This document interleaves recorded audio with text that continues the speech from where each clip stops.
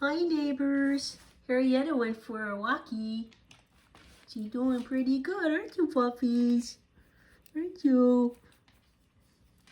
Hi neighbors. Welcome back to another video of Cooking with Neighbors. It is I, Jerri-ellen, and our trusty sidekick, Jerri-ellen.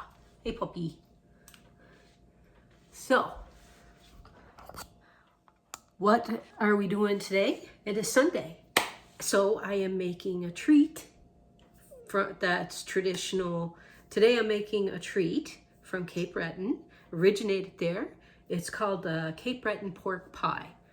And you'll be surprised to hear there's no pork in it. And it's not actually a pie, but that's what we call it. And it started back during war times when,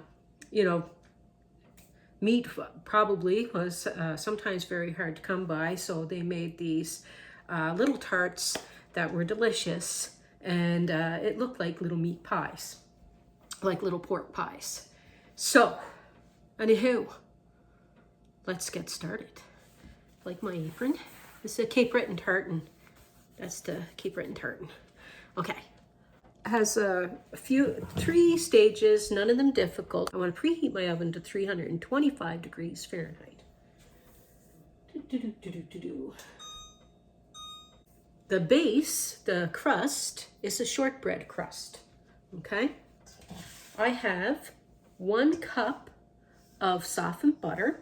I'm going to sift in half a cup of what we call here icing sugar. That's what we call it in Canada. How are you? How are you all? I hope that you're fantastic. I think you're fantastic. I hope that you feel fantastic. Okay.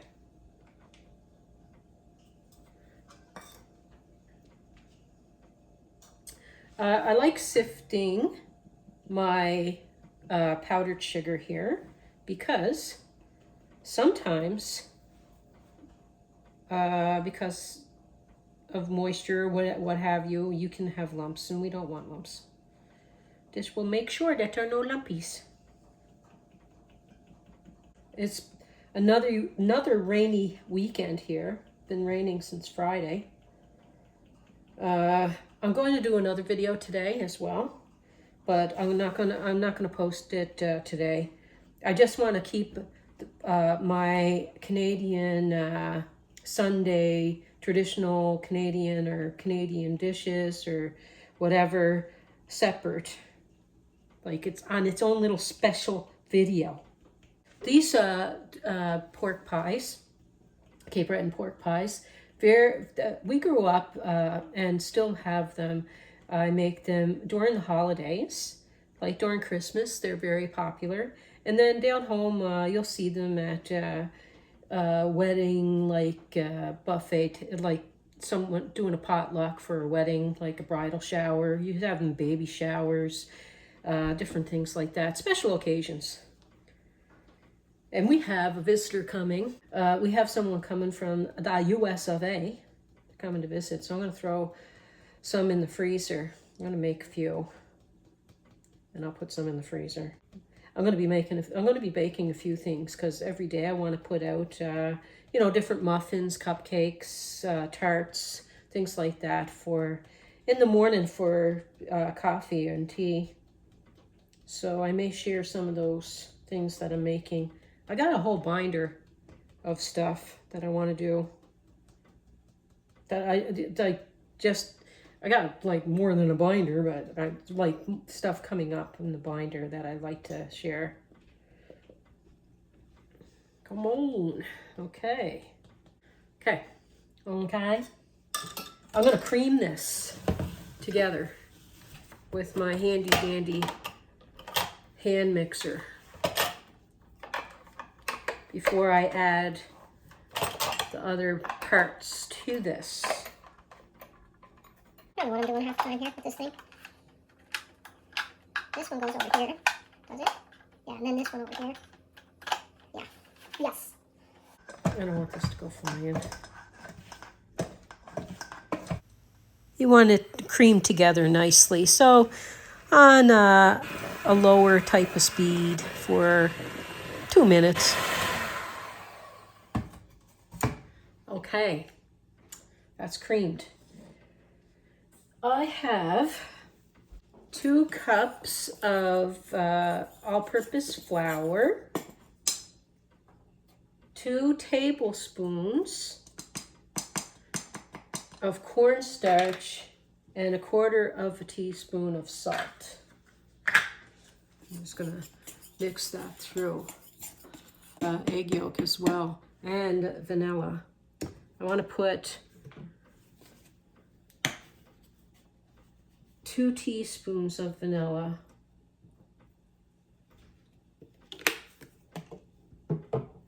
And an egg yolk. It's my egg yolk. I'll do this first before I add my dry. Blend it in well. The recipe usually, it calls for 1 teaspoon of the vanilla, but I always put 2. That's how I roll, okay? Okay.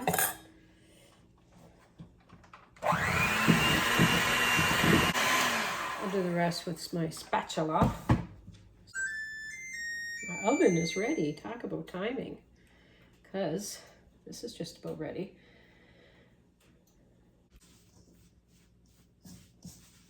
I have my little mini. I want to form a ball. I'm just gently kneading this to get it all worked in. You want to form a nice smooth ball. And with clean hands. My arthritis is so bad with all this weather that we've been having. I hurt all over. Even my hands hurt. I'm a hurting unit. Okay. Squish these little things together.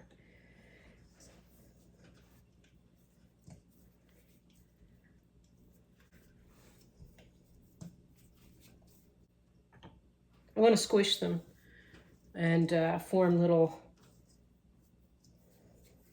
shells. You can press down with your fingers. I like to use this.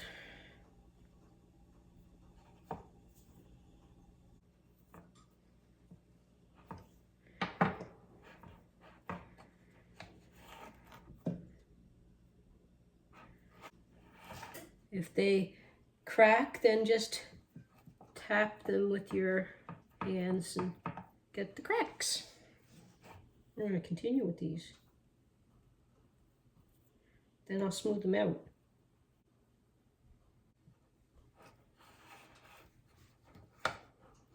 I'm going to use my fingers just to show you. Okay.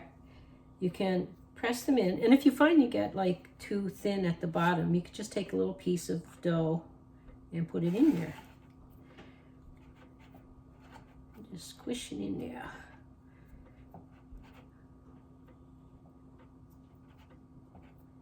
So this amount that I'm making, this amount of dough, makes about 3 3.5 dozen. Press down. You can put a dusting of your powdered sugar on it so it doesn't stick, you know, if you find it sticking. And then it won't stick. So now I'm going to pop these in the oven, and they're going to take about 16 to 18 minutes to crisp up, get a nice crust.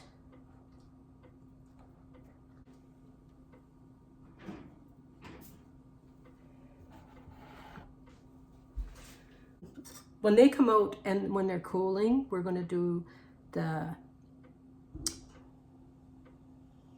actually, I'll do, while they're in there, I will do the filling. We'll do the filling.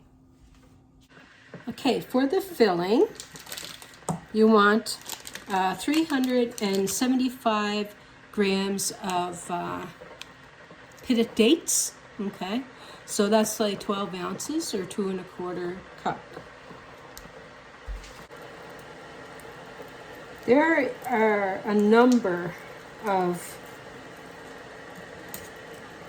sweets throughout Canada that I will be sharing.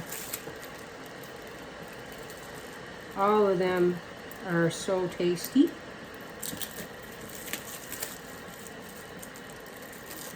And fun to make, I think.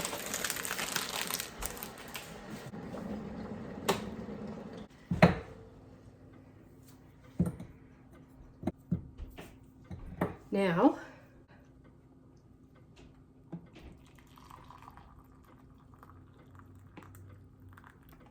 was 3/4 of a cup, 175 mils of boiling water. And the same, 3/4 of packed brown sugar. There. I'm going to put this over the burner here.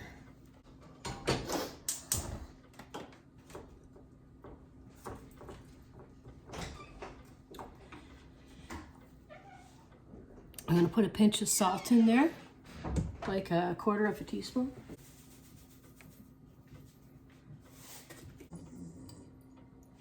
The dates, the sugar, the water, the salt, I'm going to boil it over medium heat.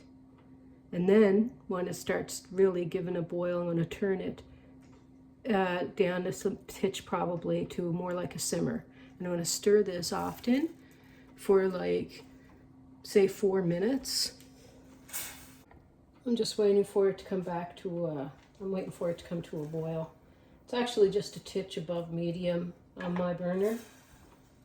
These are, I'm telling you, they go so fast because they're just way too good.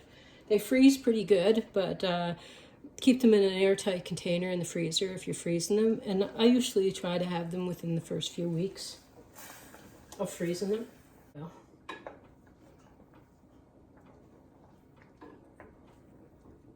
Down to a simmer. As it's bubbling, I'll show you. Still chunks of dates. You want them to break apart, right? You want great big pieces in there.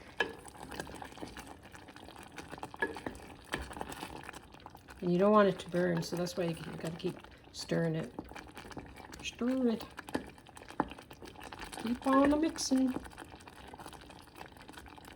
I'm going to be doing another recipe in the future, near future, from Alberta that is kind of got some similarities.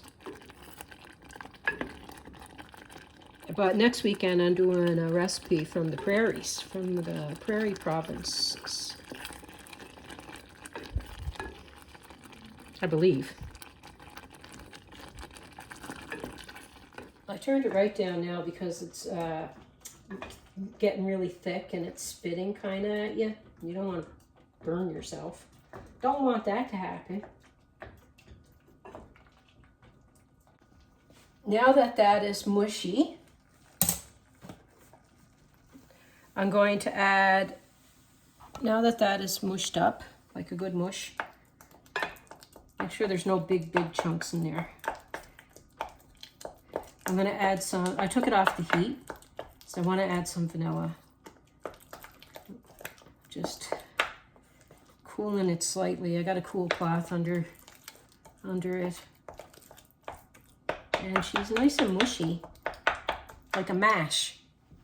I'm going to add a couple of teaspoons of vanilla.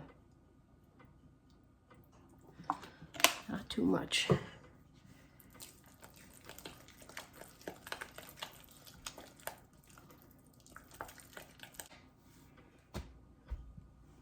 They are a light golden color. That's what you want. You don't want them, when I say crisp, I don't mean like chips, you know, just a golden color.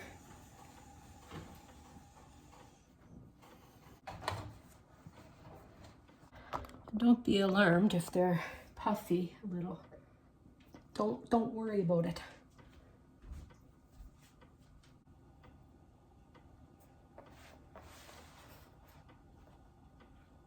I'm just giving them a little tappa, but I don't really need to. It's an unnecessary step, but I do it. I do it anyway. Now time for the maple frosting. Yum, num, num, num. And for this, use 1/4 cup of butter. I have a bit less in here, and I end up having to add more butter. So use 1/4 cup of butter, and then 2 tablespoons of a maple syrup. Or if you don't have maple syrup, you can use maple, like a teaspoon of maple extract and add 2 tablespoons of milk. Then you want to use 2/3 of a cup of confectionery sugar, powdered sugar, icing sugar, whatever you call it in your part of the world. And we're going to blend that with the hand mixer to make a frosting. Oh, I'm going to sift the powdered sugar as well into the bowl, just like I was saying earlier. So no lumps, because I do want to pipe this. And because I used this time less butter, like I didn't use the 1/4 cup like you really should do, it ended up being a bit thick, but that's okay. It still was really, really tasty. It's a very nice frosting, I'm telling you. Anywho, let's get to this.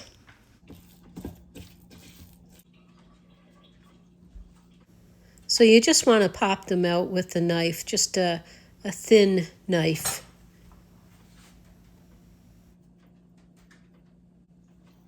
And you can use like the thin part of a clean pair of scissors if you want. Just don't poke holes through your pastry.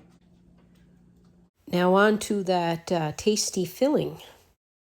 So put a few teaspoons in each tart shell, and yeah, just judge yourself about how much you want to put in, but a few teaspoons for sure.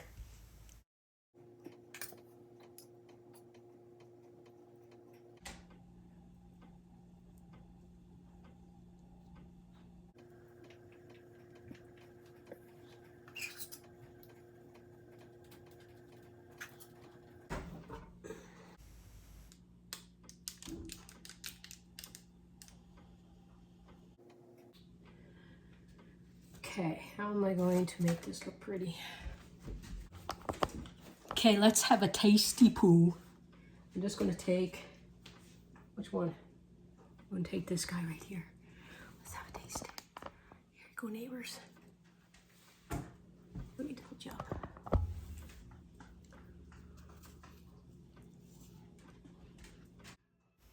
Don't forget, the recipe is in the description box under the video, along with the printable recipe card link. What do you think?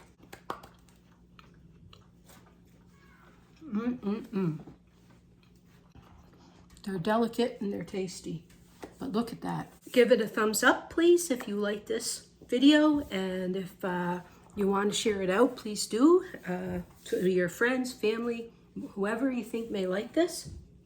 Anyway, Cape Breton pork pies. Oh, tasty poo. Hope you give them a try. Bye, everyone. I'll see you in the next video.